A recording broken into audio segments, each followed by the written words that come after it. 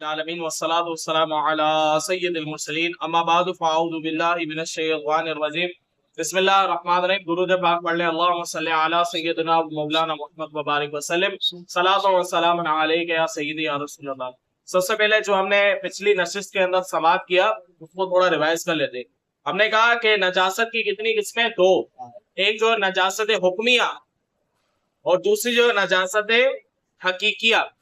نجاست حکمیہ سے مراد ایسی نجاست جو نظر نہ آئے. اس سے مراد کیا ہوگا؟ اس کی جو مزید دو قسمیں ہوں گی. ایک جو وہ حدث اصغر ہوگا جیسے وضو کا فرض ہونا کیونکہ اس میں جو نجاست نظر نہیں آتی.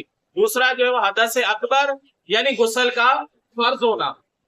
اور جو دوسری نجاست کی دوسری قسم تھی نجاست حقیقیہ یعنی وہ نجاست جو نظر آئے. اس کی ہم نے دو قسمیں کی تھی.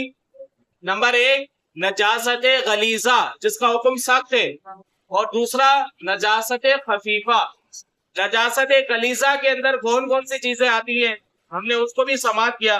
آج تھوڑا اور زیادہ تفصیلاً جو ہم سماعت کریں گے. پہلی بات ہم نے یہ کی کہ انسان کے بدن سے کوئی ایسی چیز نکلی جس سے جو وہ غسل اور وضو فرض ہو جاتا ہے وہ چیز جو کیا ہو جائے گی؟ وہ نجاست غلیظہ کہلائے گی. کیا کہلائے گی؟ نجاست غلیظہ. اب اس کے اندر جو بھی چیز انسانی بدن سے ایسی چیز نکلی کہ جس سے جو وہ کیا ہو جائے غسل یا وضو جو وہ فرض ہو جائے تو پھر وہ چیزیں کیا ہو جائیں گی؟ نجاست. نجاست غلیظہ خفیفہ کا فرق نہایت ضروری ہے، لازمی ہے، کیونکہ دونوں کا حکم علیحدہ علیحدہ ہے. جب حکم بیان کیا جائے گا تو آپ دیکھیں کہ حکم جب بیان کیا جائے گا تو کتنی رخصت ہے. آپ اس میں رخصت دیکھ سکتے ہیں کہ نجاست غلیظہ کا حکم جو ہے وہ اور نجاست خفیفہ کے حکم میں زمین آسمان کا فرق ہے. تو جب یہ ہمیں تمیز ہوگی اس کے حوالے سے تو پھر انشاءاللہ ہمیں بہت زیادہ فائدہ ہوگا. کوئی بھی نجاست معمولی سی لگ گئی تو ضروری تو نہیں کہ اس کو پاک کر کے نماز پڑھی جائے. انشاءاللہ اس کی تفصیلات جو آئے گی. اس کے علاوہ ہم نے کہا کہ خشکی جو بھی جانور ہے جس میں بہنے والا خون موجود ہے اگر وہ نکل کے بہہ جائے گا تو پھر وہ بہتا ہوا خون بھی کیا کہلائے گا؟ نجس کہلائے گا. کیونکہ جیسے جانور وغیرہ ذبح کرتے ہیں اور ذبح کے دوران جو خون نکلتا ہے وہ بہنے والا ہوتا ہے تو یہ خون جو وہ کیا ہوتا ہے؟ نجاست غلیظہ ہوتا ہے. کیا ہوتا ہے یہ خون؟ نجاست غلیظہ. تو اگر ذبح کرتے ہوئے خون کے چھینٹے وغیرہ بھی کپڑوں پر آ جاتے ہیں تو پھر ایسی صورت میں احتیاط کرنی چاہیے کہ اگر وہ اس کا جب حکم بیان ہوگا تو انشاءاللہ یہ آپ کو مزید جو سمجھ میں آئے گا. اس کے علاوہ حرام چوپائے سے مراد جو ہے جیسے شیر، لومڑی، کتا وغیرہ حرام جانور کا بڑا پیشاب چھوٹا پیشاب دونوں نجاست غلیظہ ہے. دونوں کیا نجاست غلیظہ ہے. اور اسی طرح جو حلال جانور ہیں جیسے بھینس ہو گئی اور اسی طرح گائے ہو گئی، بکری، بکرا، دمبا وغیرہ جو حلال جانور ہے ان کا صرف بڑا پیشاب جو کیا ہے؟ نجاست غلیظہ میں آئے. چھوٹا نہیں، بڑا پیشاب کیا کہلائے گا؟ نجاست غلیظہ کے اندر آئے گا.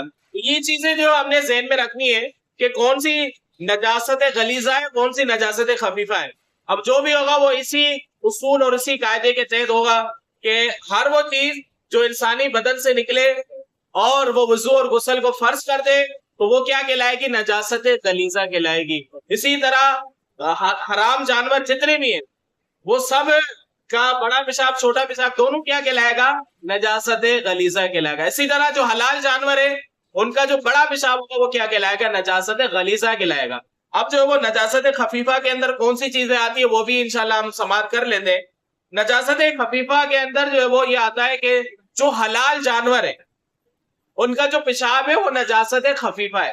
کیا ہے؟ نجاست خفیفہ. حلال جانور کا جو پیشاب ہے وہ کیا کہلائے گا؟ نجاست خفیفہ کہلائے گا. مسئلہ یہ بھی ہے کہ اس سے بچنا بھی بہت زیادہ مشکل ہے کہ جو باڑوں وغیرہ میں کام کرتے ہیں کس طرح جو ہے بچیں گے. تو اسی لیے بھی اس حکم کو جو ہے وہ تھوڑا ہلکا رکھا گیا ہے فقہاء کرام کے نزدیک.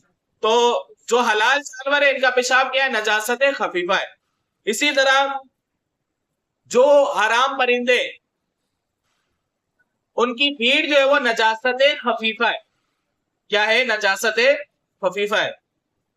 جیسے کبا ہو گیا، چیل ہو گئی، یہ جو حرام پرندے ہیں، ان کی جو پیٹھ ہے کیا ہے؟ نجاست خفیفہ۔ اب ہم نے نجاست غلیظہ، نجاست خفیفہ کے حوالے سے ہم نے سماعت کیا، ان دونوں کا حکم علیحدہ علیحدہ ہے۔ نجاست خفیفہ کا حکم اور نجاست غلیظہ کا حکم، دونوں کا حکم علیحدہ علیحدہ ہے۔ سب سے پہلے ہم نجاست غلیظہ کے حوالے سے ہم حکم سماعت کرتے ہیں۔ نجاست غلیظہ اگر 1 درم سے زیادہ ہو، درم سے مراد یہ ہے کہ جیسے ہتھیلی نارمل جو رکھی جائے اور اس کے دائرے میں جتنا پانی رکتا ہے، تو یہ جو ہے وہ درم کی مقدار بیان کی گئی جو اس زمانے کے اندر چلتا تھا، اب وہ تو بند ہو گیا۔ اب کیسے اندازہ لگایا جائے؟ تو فرماتے ہیں کہ ہتھیلی میں پانی جتنا رکے وہ درم کی مقدار ہے۔ تو اگر 1 درم سے زیادہ ہوگا تو پھر ایسی صورت میں اس کا دونا فرض ہے۔ اس کا دونا کیا ہے؟ فرض ہے۔ 1 درم کے برابر ہوگا تو اس کا دونا کیا ہے؟ فرض ہے۔ اور اگر 1 درم کے برابر ہوگا تو اب دونا کیا ہے؟ واجب ہے۔ اور اگر 1 درم سے کم ہوگا تو پھر ایسی صورت میں دونا کیا ہے؟ سنت ہے۔ 1 درم سے زیادہ ہوگا فرض ہے۔ اگر اس حال میں کسی نے نماز پڑھی، مثلا جیسے حرام جانور کا پیشاب لگ گیا اور وہ 1 درم کی مقدار سے زیادہ ہے، اب اگر کوئی شخص نماز پڑھے گا تو پھر ایسی صورت میں اس کی نماز نہیں ہوگی۔ اسی طرح ایک اور چیز بھی رہ گئی تھی، جو درندے، چیر پھاڑ کرنے والے جانور، ان کا تھوک بھی ناپاک ہوتا ہے، جیسے کتا ہو گیا، شیر ہو گیا، اور اسی طرح کے جانور ہو گئے جو چیر پھاڑ کرتے، چیتا ہو گیا، تو ان کا جو تھوک ہے، لعاب ہے، وہ بھی نجاست غلیظہ میں آتا ہے۔ کتے عموماً جو منہ لگا دیتے ہیں، اب منہ لگایا تو ہم نے دیکھنا یہ ہے کہ وہ 1 درم کے برابر ہے یا نہیں ہے۔ اگر 1 درم سے زیادہ ہے دونا فرض، 1 درم کے برابر ہے واجب، اور 1 درم سے کم ہے تو کیا ہے؟ سنت ہے۔ نجاست غلیظہ کا حکم ہم نے سماعت کر لیا۔ اب نجاست خفیفہ، نجاست خفیفہ کا حکم جو ہے نا، وہ نجاست خفیفہ سے مراد ہے کہ ہلکی نجاست۔